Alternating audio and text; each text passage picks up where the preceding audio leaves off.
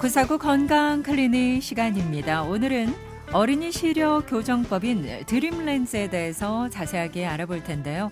그 외에도 다양한 안과 질환과 관련해서 궁금한 점 있으신 분들 문자로 남겨주시기 바랍니다. 샵 0949번 단문 50원, 장문은 100원입니다.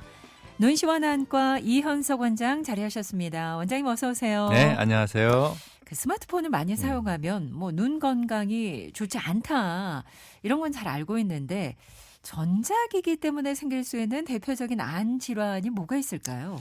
가장 크게 그 두 가지로 나눠 보면은 일단은 뭐 모든 연령층에서 다양하게 발생할 수 있는 거 안구 건조증이 제일 직접적이에요. 그렇죠. 저희가 뭐 스마트폰뿐만 아니고 TV 모니터부터 시작해서 항상 모니터 문화에 있다 보니까 네. 이러한 안구 건조증이 뭐 굉장히 많이 늘어난 거는 사실이고요. 그리고 또 한 가지는 오늘의 주제이기도 한데 이러한 그 전자 모니터를 아주 어릴 때부터 지금 많이 접하거든요. 맞아요. 거의 뭐 유치원생 때부터. 그러다 보니까 이러한 것들로 인한 그 근시 발생이 아주 어린 나이에서부터 많이 발생하고 있는 이런 문제점들이 또 생기고 있죠. 예전에는 뭐 학교 들어가서 한참 공부하고 날 때 이제 눈이 조금 안 좋아지는 경우가 있는데 요즘에는 말씀해 주신 것처럼 상당히 어린 시절부터 이 시력 저하가 참 많이 발생하는데 근시라는 게 어떤 건지 좀 설명이 필요할 것 같습니다. 그러니까 이제 근시가 이제 보통 우리가 정상적인 사람은 눈이 자기가 시력이 정확하게 나오는 1.0 시력이 맺히는 그 어느 정도의 적정 원거리가 있어요. 네. 그리고 가까운 걸 볼 때는 카메라 줌처럼 쫙 당겨서 보는 이러한 그 시력이 정상인데 근시 같은 경우는 이 자연스럽게 바라봤을 때 자기의 그 정상적인 1.0 시력이 맺히는 초점이 네.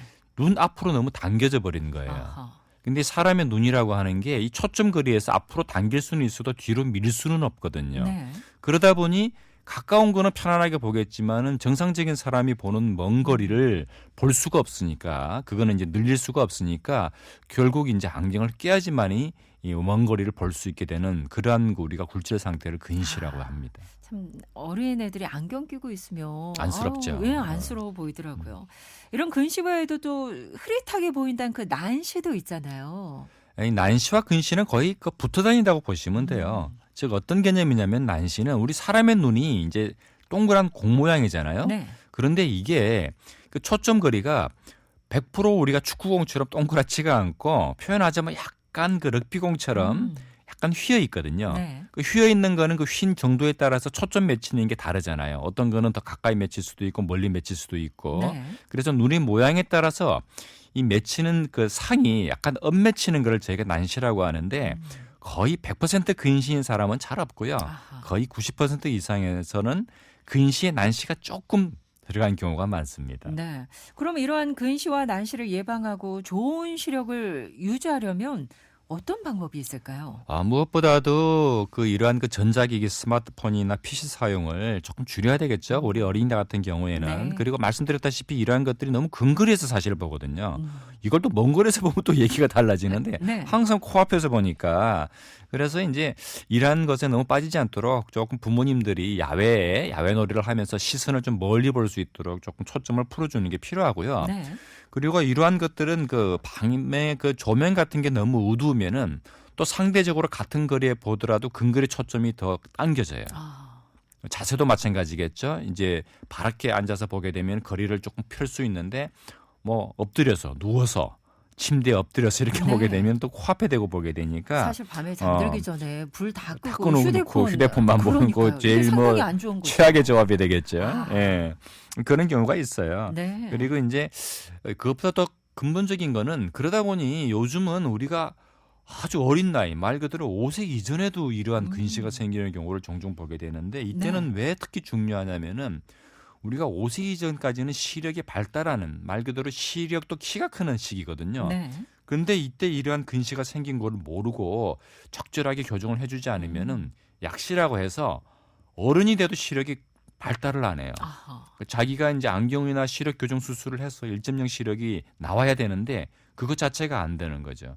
그래서 특히 5세 이전의 아이들 경우에는 한 번 정도는 네. 시력 검사를 정기적으로 받아보는 경우가 필요해요. 의외로 꽤 근시 있는 경우들이 많거든요. 그렇군요. 지난주에 이제 각 학교 개학이 됐고 또 입학한 우리 친구들도 있는데 미리 좀 안과 방문을 통해서 시력 검사를 좀 정확하게 해 보실 필요가 있을 것 같고요. 그래서 이러한 이제 어린이 시력 교정법의 드림렌즈에 대해서 오늘 소개를 해 주실 텐데 본격적으로 드림렌즈를 좀 알아보기에 앞서서 지금 워낙 이제 전자기기를 많이 사용하시다 보니까 양신님께서도 이 유튜브 보이는 라디오도 이제 많이 보시고 휴대폰도 많이 보시고 하는데 눈이 너무 아프고 눈도 팍팍하다.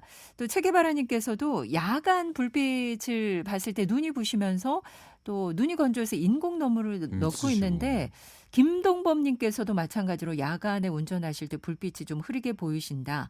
이런 말씀도 해주시고요. 일단은 질문이 두 가지입니다. 밤에 운전할 때 불빛이 좀 흐리게 보이는 경우 이거 어떻게 좀 해야 될까요?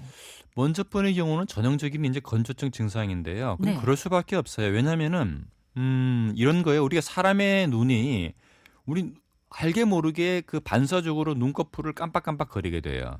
이게 뭐냐면은 눈을 깜빡거릴 때마다 눈의 표면을 물로 한 번씩 이렇게 덮어주는 작용. 네. 우리 그 선크림 바르듯이 음. 눈물층은 이렇게 눈을 발라주는 게 저희가 그 순목 반응이라고 해서 눈의 깜빡임을 얘기를 하는 거거든요. 네. 근데 저희가 자연스럽게 대화를 하거나 일상적인 사물을 바라볼 때는 자연스러운 깜빡임이 일어나는데 뭔가 집중해서 이 전자기기를 바라본다든지 아니면 운전처럼 조금 뭐랄까 시선을 집중해서 봐야 되는 경우에는 이 깜빡거림이 거의 50% 이상 감소를 해버려요. 네. 그러니까 상대적으로 눈의 건조증이 유발될 수밖에 아하. 없는 거죠. 네. 그렇기 때문에 이러한 경우에는 너무 집중해서 그 한 곳을 오랫동안 바라보든가 장시간 운전을 하는 경우에는 조금 쉬어가면서 눈도 몇 번 깜빡깜빡하고 그리고 눈물약을 써주는 게 필요하겠고 네. 그리고 이제 밤에 이렇게 흐려 보이는 게 여러 가지 원인이 될 수가 있는데 뭐 일반적으로는 아까 우리가 뭐 주제가 됐던 좀 난시가 있거나 뭐 근시가 있거나 이런 굴절 이상 때문에 그런 경우도 있지만은 한 중장년층 이상에서 나 젊어서 참 눈 좋았는데 네. 요새 밤에 운전하면은 영 특히 밤에 좀 눈이 좀 침침하면서 퍼져 보이고 시력이 떨어진다는 경우는 거의 이제 백내장에 의한 아하. 영향일 수도 있거든요. 네. 그리고 뭐 아주 드문 경우지만 이제 황반 변성 같은 음. 다른 질환도 있을 수 있기 때문에 그런 경우에는 안과에서 한 번 더 확인을 받아보시는 게 좋아요. 그렇군요. 제가 알기로 이제 50대로 제가 알고 있는데 백내장과 관련해서 안과 질환이 없는지 한번 검사를 받아보실 필요가 있을 것 같고 최계바라님 요즘 이제 건조증 인공 눈물을 넣고 계시는데 매일매일 여러 번 넣어도 되는지 궁금하시다는 질문이거든요. 그게 이제 어떤 분들은 이거 눈의 색을 자연스럽게 만들어야지. 그 자꾸 그런 거 의존하면은 오히려 그 장기적으로 좋은 게 아닐 텐데 네. 이렇게 말씀하시는 분도 계세요. 네. 그런데 뭐 그거는 이제 대체법적으로 얘기를 하게 되면은 뭐 그런 말씀이 전혀 근거가 없다라고 말씀드릴 수는 없지만 그래도 제가 말씀드릴 수 있는 거는 인공누액이라고 하는 그 건조증 치료제는 그건 자연 성분이거든요. 네. 우리가 눈 안에 있는 그 자연 성분을 말처럼 마시는 물처럼 만든 거기 때문에 뭐 그런 거에 대한 거부감은 너무 갖지 마시고 네. 불편하실 때는 조금 쓰셔도 됩니다. 그래요. 네. 바람이 불면 눈물이 줄줄 흐릅니다. 왜일까요? 6560 애청자.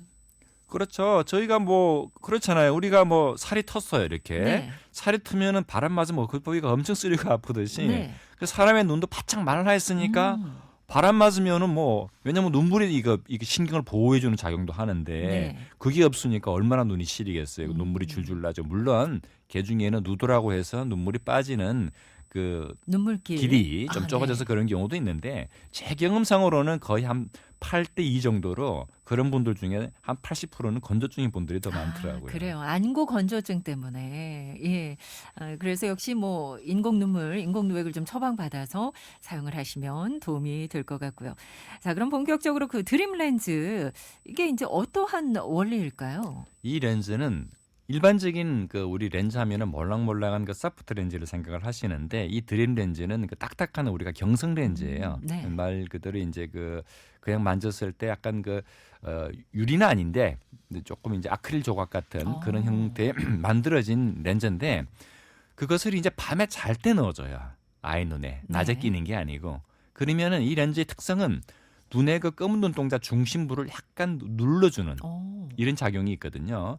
그러면은 이것이 그 대개 근시가 그 근거리를 보면서 눈이 앞으로 이렇게 좀 튀어나오려고 하는 성질 때문에 근시가 생기게 되는데 밤에 잘 때 이걸 조금 눌러주게 되게 되면은 다음날 이제 튀어나와서 생기는 근시를 예방해주는 효과가 1번. 아, 네네. 두 번째는 이미 근시가 있는 아이들의 경우에는 다음날 이게 눌려진 각막 때문에 안경을 안 껴도 시력이 보이는 오. 교정 효과가 2번인데 네. 1차적인 것은 이제 근시가 더 진행되는 것을 막아주는 효과가 더 근본적인 거고요. 네. 저희가 이제 많은 데이터를 통해서 확실히 근시 진행이 억제되더라라는 거는 밝혀져 가지고 현재 유일하게 아이들의 근시 진행을 막아주는 치료로서 저희가 널리 시행하고 있는 게 드림 렌즈입니다. 그렇군요. 이게 좀 그 나이대가 있을까요? 좀 더 효과적으로 그 근시 진행을 좀 억제할 수 있는 그런 시기가 있을 것 같은데요.